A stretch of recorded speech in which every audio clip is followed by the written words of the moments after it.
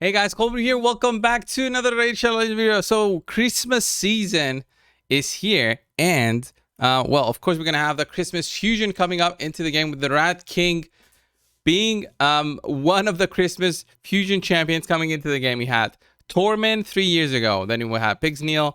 Last year it was Tatura, which we also had through champion training. Heroes Path that we have right now, but starting the 15th of December and probably going on for about 2 weeks time all the way to the end of the year, maybe even more, we'll be having the Rat King as a Christmas fusion. And what am I talking about? Rat King, and I keep on saying that. Look at this. Look at this champion that is coming into the game. Looks fantastic, at least the artwork right here.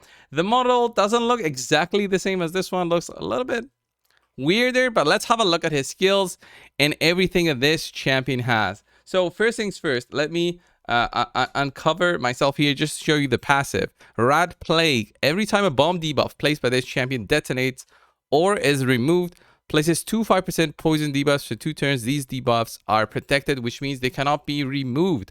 That is actually quite cool. So he applies bombs. Even if they explode, he still applies poisons, which I definitely like. And he also has an aura for ally attack in all battles boost by 30%. So that's in terms of his passive and aura. Let's have a look at his skill. So pretty solid passive so far. The A1 Pestilence Sensor attacks 3 times at random. Each hit has a 40% chance to place a bomb debuff for 2 turns.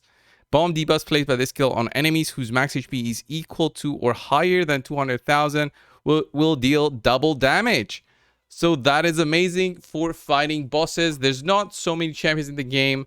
I think no champions in the game can even reach 200,000. I've seen 130, 140,000, but I don't think there's any champion who managed to get to 200,000, even with a good aura. So this will probably just be good enough for bosses. Any PvE content, the harder versions of PvE content have bombs. They do like really low damage. So the double damage that we have there is actually good. That's a 50% chance actually with the book. So I see the books being usable. Vermin Lord's command attacks all enemies, has a 75% chance of placing a 50% decrease attack debuff for 2 turns. Also has 75% chance of decreasing the detonation countdown of all bomb debuffs by 1 turn, increasing the duration of all poison debuffs by 1 turn. That is actually pretty cool because this does synergize with his bombs. Also, he decreases the detonation cooldown, but also if there's any poisons already, he'll be extending those. So he'll be placing poisons and bombs. It's going to be the first champion we can probably see in the clan boss where bombs will be usable and poisons at the same time. This goes to 100% chance, which is very reasonable. The decreased attack is also very solid as a killable team kind of setup. It's an AoE attack, so that is probably really good also for using in the Hydra, which is unique. But I just want to see AoE bombs, and that's his next skill with Unclean Banquet. Banquet is, I think, the way you say it. 100% chance when booked. 4 turn cooldown, which is a bit long, but you're going to be placing 2 bomb debuffs on each target for 2 turns, then grants an extra turn. Okay, so he reduces it to 3 turns essentially, and then he does the detonation. That is cool. Bomb debuffs placed by this skill on enemies whose max HP is equal to or higher than 200,000 will deal double damage. So he does have these bombs that he can apply through his A3. He gets that extra turn, and then he can apply the bombs either with his A1 or actually do the detonation reduction with his A2. That is very solid. His kit is looking very solid. I just want to see his multipliers, which unfortunately we do not have. They don't give us ever the multipliers in the game. But overall, I think it's a very good looking champion I wish we could test him out. They probably will give us access to him on the test server. I don't know exactly when we'll be able to release the videos, but what they say usually is we'll get access, and that's going to be about 2 or 3 days before the fusion starts. So that will be around the 12th or 13th of the month. So expect around that time videos from the test server on Gnishak Vermin Lord and the showcase of this champion. The extra turn will make it a bit tricky in using him in unkillable teams, but I still think he's going to be good enough. with the bombs and the poisons that he will be applying. The fact that he applies protected debuffs is pretty solid because well, his bombs will be removed, but then the poisons will stay protected. That is what makes it cool. I wonder if he'll be usable for the Sand Devil dungeon because of the protected debuff. It's only for 2 turns, so it's not that amazing. But yeah, we'll just have to wait to actually test it out and see what we have. So in terms of the game and the bombs and how bomb debuffs works, the highest, I think the highest bomb debuff champion we have is Shazar, right?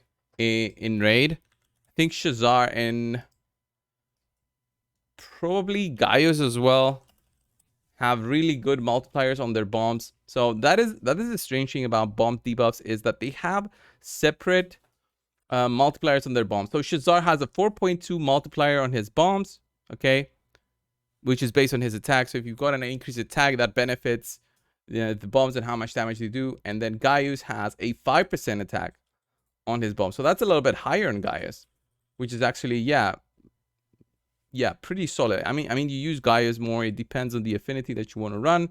So Gaius is force. Gaius is magic. And this strat is, let me check. Yeah, he's force. So we're going to have a force bomb champion looking good against magic defenses. Don't have that issue so much. The thing is, when you remove them, and let's say you want to be using Gnishak in PvP, will you be using him? I don't think so. He's more PvE oriented. Just using him in PvE, especially that 200,000 dealing double damage, that's going to be big, and that will be the way that he shows his real value, is with bomb detonations and just also applying poisons, increasing the duration of poisons that are already there with that A2 on a 3-turn cooldown on that one as well. Kid is looking pretty good. I think with a counterattack buff as well in there for him to apply more bombs through his A1 skill, you're just going to see the bombs explode and then apply poisons. Pretty solid kit overall, I'm gonna say, and I would like to test him out for sure and see his true potential. In terms of other bomb champions that were basically forgotten, we have the Ogren tribes. We have War Mother in there, who is one of the OGs in terms of bombs, who also has the detonation and then bomb damage increased by 100% against bosses, which is kind of the same, but she doesn't have the specifics of being limited to 200,000 or higher. So for some content where the enemies don't have that much, the multipliers really stress on how much damage you'll be doing through your attack. So she does have wow, her bombs actually do 5.5 based on attack on heroes, and then 8.5 on bosses. So it's not exactly double, it seems. I'm getting these multipliers from the Hell Hades website, by the way. So it's not exactly double. That is weird. So I wonder if it's exactly double for him. Once we get the multipliers, I'll of course be testing this guy out and see if he's really worth all the trouble. I think, yeah, it's really now a decision split between, are you going to go for Tatura, who's like a protection champion, or are you going to go for the bombs for the PvE content? It's really up to you. Do you have ways to increase your accuracy? Do you have increased accuracy buffs? Do you have the accuracy banners for the skinwalkers? Skinwalkers are not that, good in terms of the champions that are available. And this addition to the skinwalkers faction will actually help a lot with PvE content. They did have revivers at it since way back when we had issues with this content. I mean, Hofores was a big reviver added into the game, which helped with the faction. And then they added Cleopteryx, slowly to Mizia, Leorius, Ragash. Samson now is the latest one in terms of the legendaries. Uko, really big ones, really shaping up Skinwalkers as, a better faction than it used to be. All right. So those factions which are underrepresented, comparing it to Undead Hordes, are now getting some attention, which is nice. Anyway, this was the video, guys. Thanks a lot for watching. Subscribe, and I'll see you in the next one. See ya.